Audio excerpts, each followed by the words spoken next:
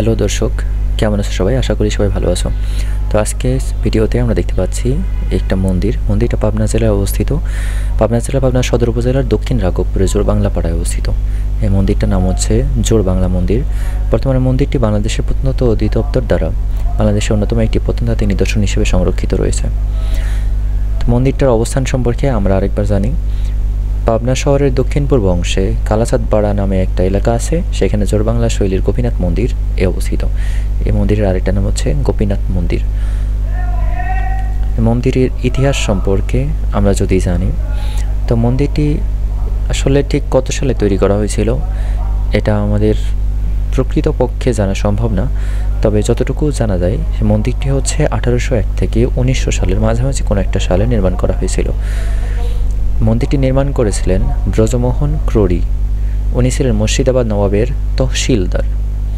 তবে মন্দিরটি আবিষ্কারের সময় কোনো পাওয়া না যাওয়ায় এটা আসলে বোঝা সম্ভব না সঠিকভাবে যে এটা কোন এলাকার, মানে ঠিক কত সালে এটা নির্মাণ করা হয়েছে। এখানে আপনাদেরকে দেখানো হচ্ছে যে কীরকম নিদর্শন এখানে দেখা যাচ্ছে। কিছু পোড়ামাটির ফলক দ্বারা তৈরি। এটা হচ্ছে পিলারে অবস্থিত।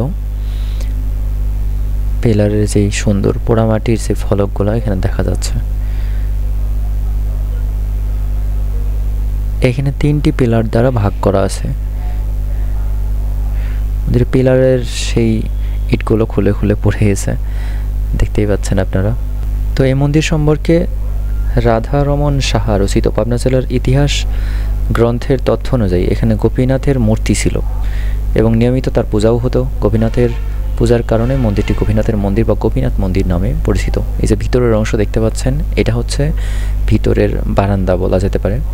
তো এখানে একটা কয়েল রাখা আছে, আর এটা হচ্ছে ওপরের অংশ, ভিতরের দিকের ওপরের অংশ। আর এখানে দেখতে পাচ্ছেন পোড়ামাটির কিছু ফলক লাগানো আছে।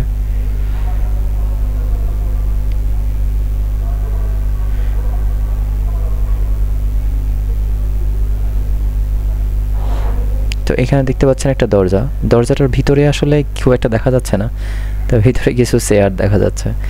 মন্দিরে কিছু মূর্তি ছিল, সেই মূর্তিটা 1910 সালে স্থানীয় কালী মন্দিরে সরিয়ে নিয়ে যাওয়া হয় এবং ওইটা এখনও ওখানেই আছে। কালী মন্দিরটা আমার ভ্রমণ করা হয় না, এই জন্য আপনাদেরকে দেখাতে পারতেছি না।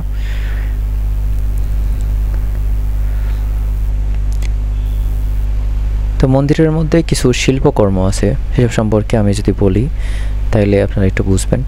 মন্দিরটি সাজানোর কেন্দ্রীয় বিষয় হলো রাম ও রাবণের সেনাবাহিনীর মধ্যকার যুদ্ধ।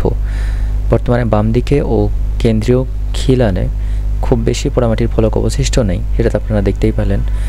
2 নম্বরে হচ্ছে পুরনো চিত্রগুলোর সাথে তুলনা করলে দেখা যায় উভয় দল তীর, ধনুক, তলোয়ার ও বর্ষা নিয়ে লড়াই করছে। এটা 1930-এর দশকে তোলা চিত্র অনুসারে এটা আমরা বুঝতে পারি। 3 নম্বর কথা হচ্ছে কেন্দ্রীয় খিলানে অবস্থিত টেরাকোটা ফলকে রাবণকে রামের সেনাবাহিনীর দিকে তীর নিক্ষেপকারী দশানন হিসেবে দেখানো হয়েছে। 4 নম্বর হচ্ছে মন্দিরের সম্মুখভাগের সর্বনিম্ন স্তরে টেরাকোটা শিল্পকর্মের মাধ্যমে ধর্মনিরপেক্ষ দৃশ্য ফুটিয়ে তোলা হয়েছে।